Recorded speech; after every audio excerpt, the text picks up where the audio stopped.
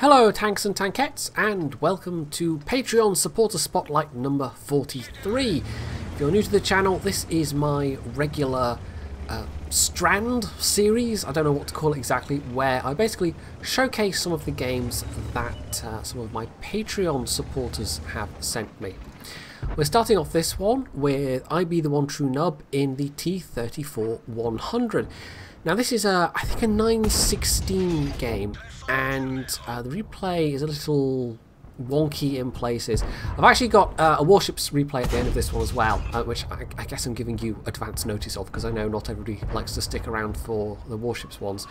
Yeah, that one was also a bit misbehaving, so sometimes the replays just are, even with World of Tanks, even though the replay system is relatively well developed, sometimes the replays just don't quite behave themselves, even though they're on the correct version of the client, and my PC is rather decent. So this doesn't have the best reputation, this tank. It's got a 100mm gun at tier 7, which is in of itself rather nice, but I think it's also got pretty poor gun depression, and the other stats are also not particularly impressive. So it's not a tank with a lot of fans, is my general impression of this machine. But so far, I Be The One True Nub is using it relatively effectively. He's able to he's been able to get a kill already and do a decent amount of damage to that super Pershing. So I think if you have the time to sit and aim, and you've got a decent position that you can use like this one, where he's not going to get immediately spotted, it's alright. But I am also noticing that it doesn't seem to carry a lot of ammo, does it? That might be one of the reasons why people don't like it that much, is that it doesn't have that high of an overall damage potential, just because it doesn't carry that much ammo. So there we go, you can kind of see what I mean with the replay. It was very, like, the frame rate was fine, but it was oddly juddery, even though the frame rate was fine. So it's just something about this replay was a little bit strange. So he makes a move, but unfortunately gets spotted and takes a pair of hits from Type 59 and an LTTB, and immediately smacks into a rail carriage. I don't think he meant to do that. Sometimes though, I mean, sometimes you do just not quite see the edges of those and smack into them, so you know, it's not like I've never done that myself. I'm not going to judge him too harshly or anything. So he's moved over into the town area, where they have a greater concentration of tanks that's actually pushing a bit.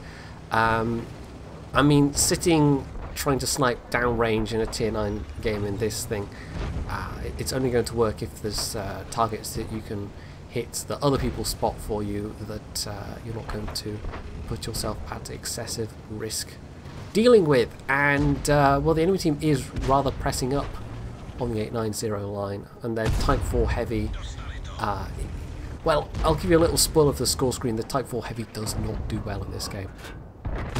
So a nice quick reaction there to take out that low health lightweight. You can see he was thinking about the Panther, but then quickly re-evaluated. However, he's also caught the attention of this full health IS-3, which is not so good. And there's a T25-2 coming over this way as well, with potentially a rather nasty 90mm gun. And there he is, pulls to a halt sideways, and that was quite a lucky bounce from what I understand. This thing, it's a T-34-85 with a big gun, so it's not like it has great armour for tier 7. It might be a bit up-armoured, I'm not sure, but anyway. So, another shot on the T-25-2. He maybe could have had a shot on the frontal armour, but a little hesitation for a moment too long there, and so, although it was a one-shot, unfortunately, the T-25-2 lives. Now, the tanks on the 890 line have died, but they're still relatively even on numbers. But this is going to be a very awkward fight indeed from this point forwards. I mean, the enemy team still has a T-30 and a Torty and an ST-1, which are all very, very dangerous tanks in their own ways. And of course there's this IS-3 to deal with. But they can at least mob this IS-3 for now. However, he's got to be careful, because if he captures a hit from that T-30, it could just kill him. So the VKB goes for it, and again, spoiler for the score screen, that VKB, despite, you know, they were pushing and doing things, but they're not going to have a particularly impressive score or a particularly impressive damage count. So the T-30's down, but that Torty is going to be a problem to deal with, and now they've got tanks firing at them from the bottom end of the map as well. And the Torty in that position especially, I mean, it's not like it's invulnerable, but it's going to be very hard to deal with, and it's not like IB the Wandering Nub himself can just rush the guy down. Not with the Torty's rate of fire. That would be suicidal, frankly. So he turns his attention to the south, where the Type 59 is not such an immediate threat to him in terms of, you know, he can take a hit or two. There's also the LTTB down there somewhere as well, but the ST1 might be a problem. He might well need his heat ammo for the ST1, but he's almost out of AP anyway, because this thing does not carry a lot of ammo. So he tries to get into a slightly more forward position. There's also a T-54 Mod 1 that is on the 2 line presently, so that is one to be aware of. He doesn't want to get caught in the side by that, but for now, well, he's taking a little peek at the ST1, and actually now has switched over to his heat rounds, which you know, against a heavy tank 2 tiers higher than him, really does give him the best chance of doing some damage. Now if he can get the lower front plate, that will be an easy pen. I think he actually does catch the lower front plate there, and it's a slightly high roll too, but that ST1 still has quite a lot of hit points. Now, but they're basically trapped. Like, this is a really awkward position, because the VKB died, the Torty's pressed forward, and although he's low health, his gun is still very dangerous. The Type 59 is on the tracks there, the LTTB's playing peekaboo, and there's that T-54 Mod 1. And they do have a 1390 over on the 1-2 line, but I don't know what he's doing. Could not tell you right now. If he's trying to reposition to flank, he's doing it in an awfully odd way by going up to A1. So, in looking for a shot on the LTTB, unfortunately he takes a hit from the ST1. He can survive it, and does survive it, but that was not a nice hit to take, because he can't survive another one. And now he's an easy kill for the Torty. The Mod 1, I don't think could roll high enough to kill him, but it would certainly take off most of the rest of his health. And this is all looking not very good.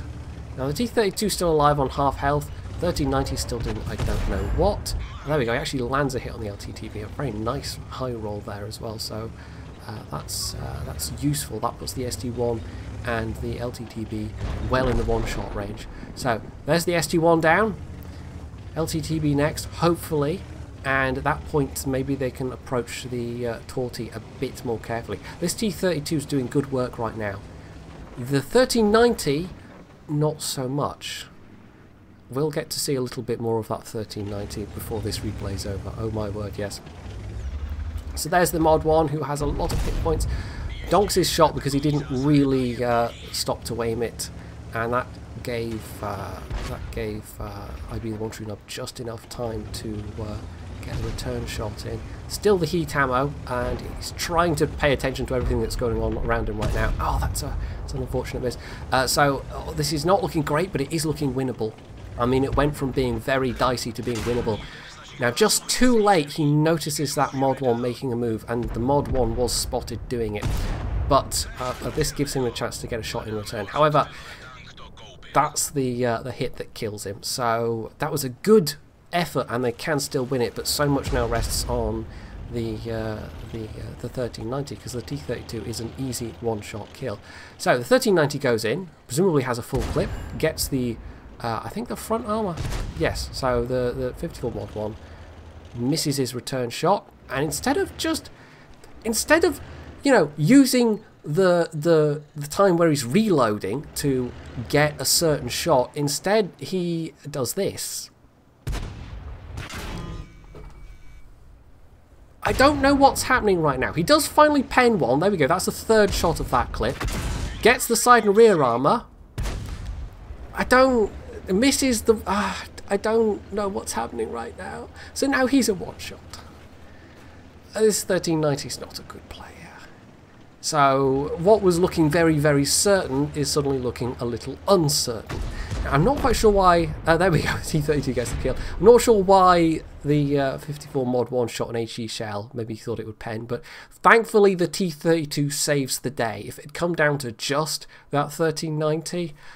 Well, I mean, you saw how good a player he was. I don't like to sit here and sound like I'm being ultra judgmental or anything, but that was just pretty terrible play. And yet it was enough to put him halfway up the team. He scored better than the VKB and the Centurion and the FCM and the Type 4 Heavy, who was literally last place. But there we go. I Be The One True Knob, top of the team. Almost 4,000 damage done. A very nice XP result. Didn't make a lot of credits, though, because he had to fire quite a lot of premium because he was forced to. Otherwise, he would have just had no ammo left to fire at all. So, on to another tier 7. This is Menthel in the Jagdpanther, being very top tier, as we can see. There's only a couple of tier 7s per team. This isn't even the new matchmaking. This is a 9.17.1 game. I think the previous was 9.16 and this is 9.17.1. This is just a fluke of the matchmaking. It's almost all tier 6. Each team has 2 tier 7s.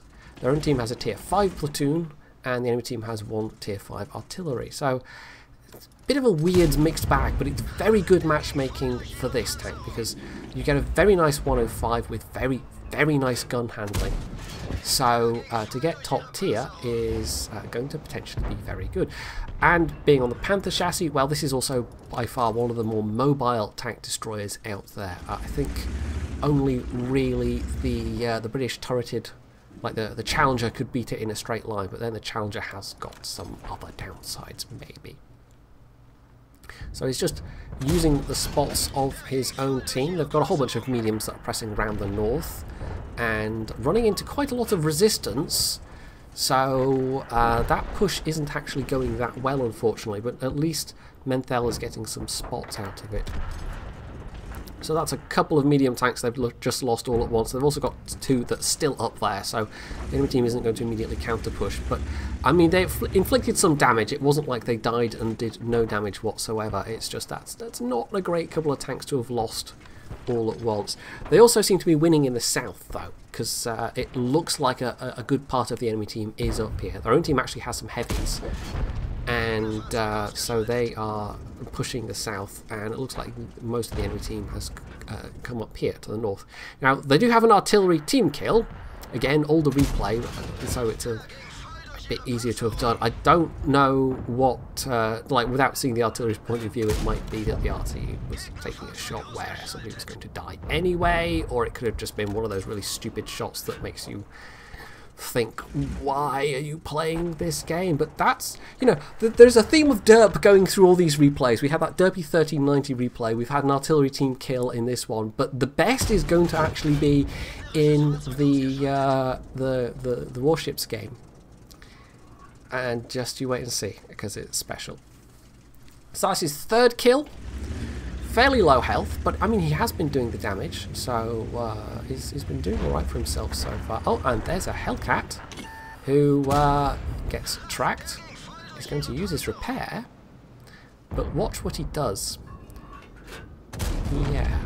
Instead of pulling back, he pulls forwards and makes himself a nice, easy sideways target. And then there's the Dicamax. Now, it's a pity almost he doesn't have an HE shell loaded for this, but, you know, 2 shots and it's going to kill the Dicamax anyway. And as a bonus, the Dicamax misses his return shot. So that's another nice, easy 2 kills. Yeah, this replay kind of started off fairly slow, and then it's rapidly gotten a little bit comedic. So there's another low health tank. Well, if you can get this one, that's a top gun. Do you think he's going to be as obliging as that Hellcat? Why, yes, of course he is. So there's his top gun with that very obliging KP-13. So now all that's left is artillery and a T-34-85. So targets the M12, gets a high roll, 7th kill. If you could get another one, that's a Radley Walters. And with some of the low health kills, it might seem like this is going to be potentially a really cheap Radley Walters. But, well, just wait and see. Just wait and see. So there's the Grilla.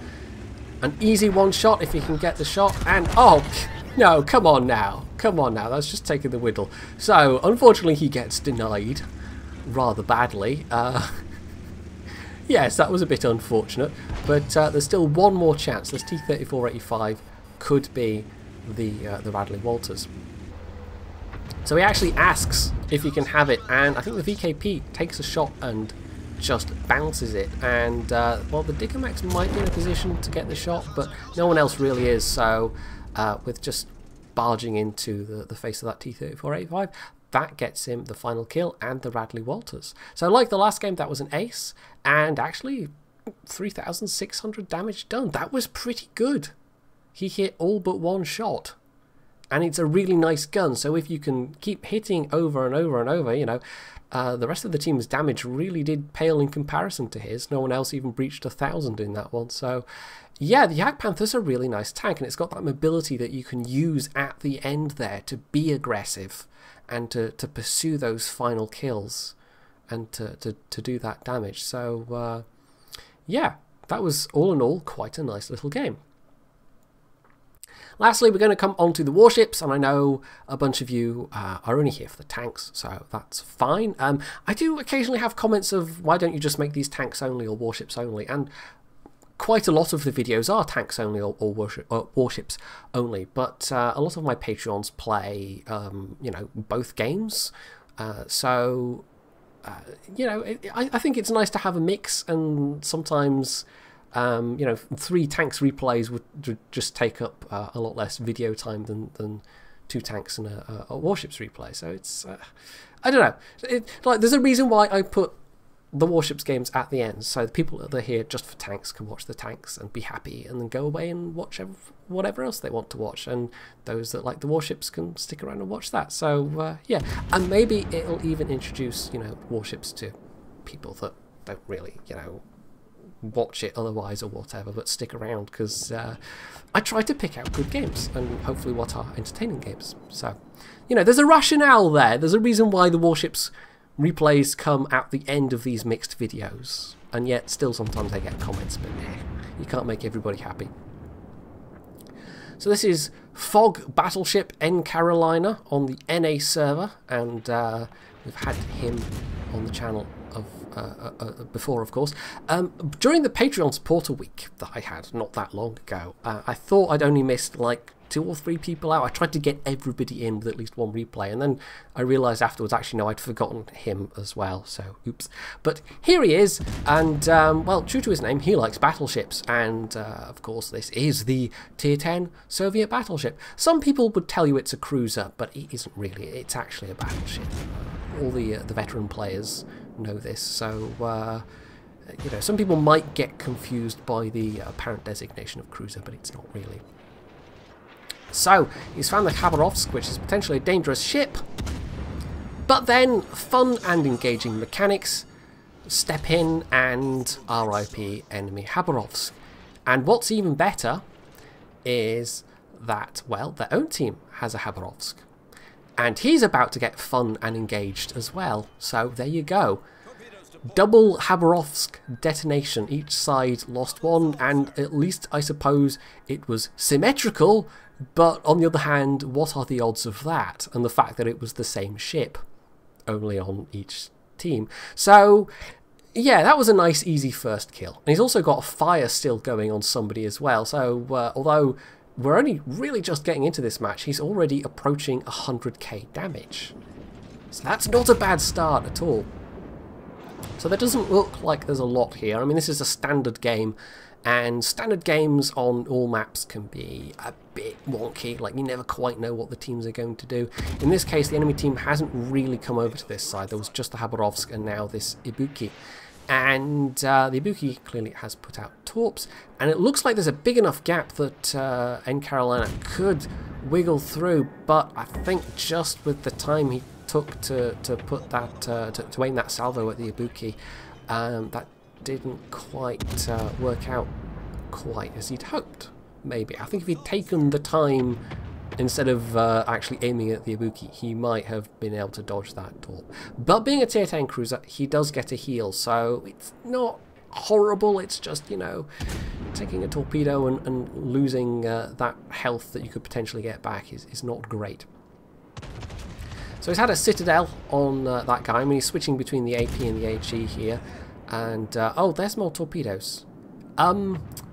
Okay, well, Okay, this is not good. And now he's got even more chance of actually taking one. He can't really dodge here, so he just backs out of one, but he's going to take one into the side. So now, not like dodging that first torpedo becomes even more of a thing of regret. Fortunately, it doesn't trigger a flooding. It only knocks out his engine. And he's in the smoke, so he's not immediately in danger. He's not losing any health to flooding, but that really was a fluke of RNG. You cannot rely on that. In this case, I guess it's the torpedo belt that prevented the flooding there. The fact that he took it on the side rather than on the nose. So clearly, maybe, I'm just guessing that he's a little vexed at himself for doing that with the little scroll in and out. And then this is the guy. This is the special guy. This Shimakaze player, who is even better than the 1390. Those look like the 20-kilometer torps, by the way, just with how slow they're crawling along. He's releasing them here. I don't know what he's releasing them at, but all he succeeded in doing is hitting the friendly Benson. He's also in serious danger of hitting a fog battleship in Carolina and this Amagi that's in front of them. This guy is not a good player. In fact, this guy is not a good player to such an extent that I would say this guy is a bit of an idiot. Because that is such a stupid move to have made that normally, you know, I criticise the play rather than the player, but that was just boneheaded. Like, there's no getting around that. And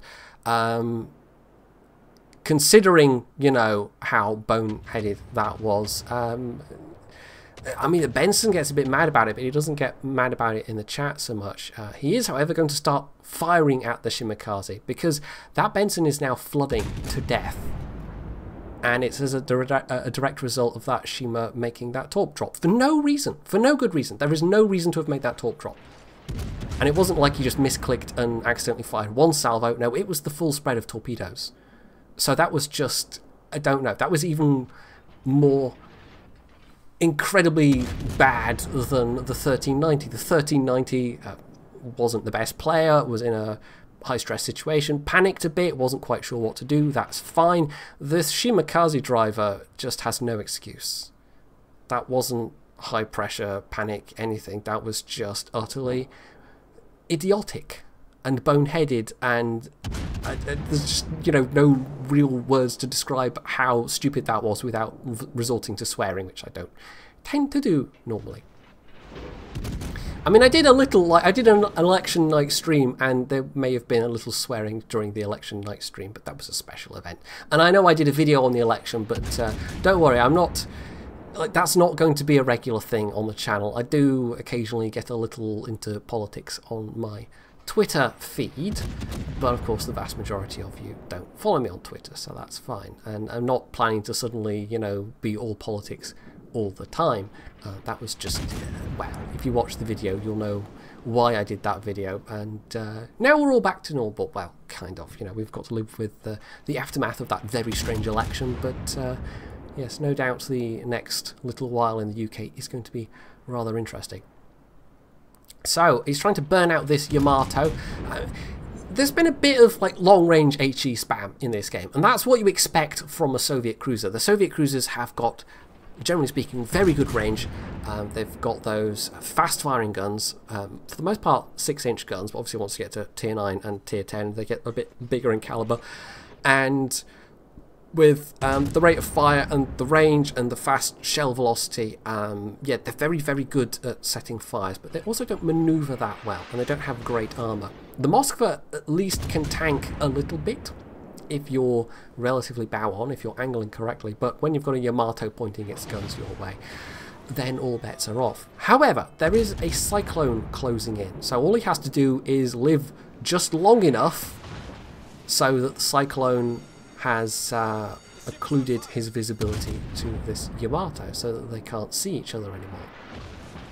He's also well aware that there is an Iowa flanking around to his south, and so while this might seem not a great position, I mean, he's actually, you know, killed his speed here, so he's not showing too much broadside or anything, but he waits until that Yamato can't see him anymore, and now he's going to start turning. Now as he goes forwards, that actually brings him back into view with the Yamato, but the visibility is now closing down, and so what he's doing here is actually pointing his bow towards the Iowa, because he knows that Iowa's going to get a lot closer. Or maybe he deliberately wants to get closer. You know, he's actually wanting to pick this fight with the Iowa. And this is a slightly older replay. This is not 6.6, so this is before the Iowa had its Citadel lowered. So more fires going. He's up to 150k now. He's not got a lot of health. He's got one heal left, but another 20 odd seconds before he can use it. And he's got a very healthy Iowa in front of him. So, you know, this is a little bit challenging, maybe. But N Carolina is not daunted, not by any means. So, a nice bit of angling there. I mean, even at this close range, it's still worth trying to dodge incoming shells. And at this point, the Iowa makes what is, for an Iowa, quite a silly move. Now, the Iowa knows he doesn't have torps. This is one of the things that differentiates this from the rest of the line. The tier 9 is the last that gets torps. But he is now showing broadside. Now, that first volley, I mean, there's a bit of angle, so it's a little disappointing. But the Iowa must be feeling quite confident right now because, you know, he knows there's no torpedo danger. He's got plenty of health. And surely a battleship can win this fight against a low-health Moskva. But even with no torpedoes in play, well, you cannot get complacent. So, switching between the AP and HE again, and as the Iowa gives him a full, perfect, flat broadside, 5 citadels for 32,000 damage, and there's another 2 shell pens in there as well. You don't do that. I mean, this is one of the reasons why they did make that change, because even cruisers could easily just delete so much of an Iowa's health. And Iowa, I don't know why he gave that broadside, I don't, but it was suicidal, and so N Carolina is still very much alive and kicking, and that Iowa is not. And he went into this with so little health, and that Iowa went into that with so much health, but when you can Citadel somebody for that many hits that quickly, and these are not insubstantial guns for a cruiser, these are big cruiser guns, then it's, you know, the fight can only go one way if the Iowa's going to make it easy. So now he's wandered into the middle of the last couple of ships, takes down that Moskva, is hoping to take down the Hindenburg, but he's now critically low on health himself, and he dies just at the moment he takes out the Hindenburg, so he's not going to live to get a cracking against the Yamato, but I think that would have been a pretty tall order even so. But that was quite the roster of medals. So he had the Devastating Strike, he had the First Blood, he's had a Witherer, he's had High Caliber and Confederate, and I think a Close Quarters there as well. So 269,000 damage done. And quite a lot of that was gained in that very close quarters fight. Even at the stage where it was around like 150k damage, it would have been a fairly impressive result, but nearly 270k damage, that's ridiculously good. And as you can see, well ahead of the rest of the team, 2,700, nearly 2,800 base XP, and quite an impressive roster of rewards and medals as a result of it. So yes, despite the fact that they had a Shima who was more of a danger to their own team, who even so still managed to place halfway up the team list, I don't know how, by far the best player on that team was Fog Battleship, and he was aggressive at the right times. I think he got a bit lucky at times as well. Like the Yamato maybe could have had lol pens that would have done enough damage to just outright kill him, but he was able to survive the Yamato and get that broadside, that inexplicably broadside showing Iowa, which was just, you know, Christmas as far as he was concerned. So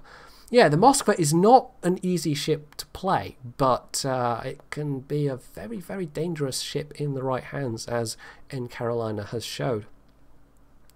So there we are, that's it for now. That's our third and final of these Patreon supporter games.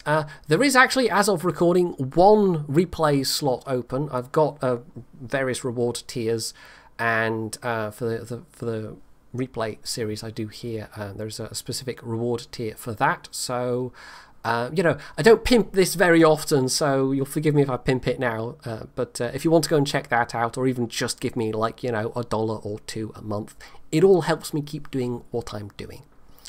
So hopefully you've enjoyed this video, and if you have, you can hit the like button, you can leave any comments below, you can sub to my channel if you haven't already, and as always, stay tuned for more.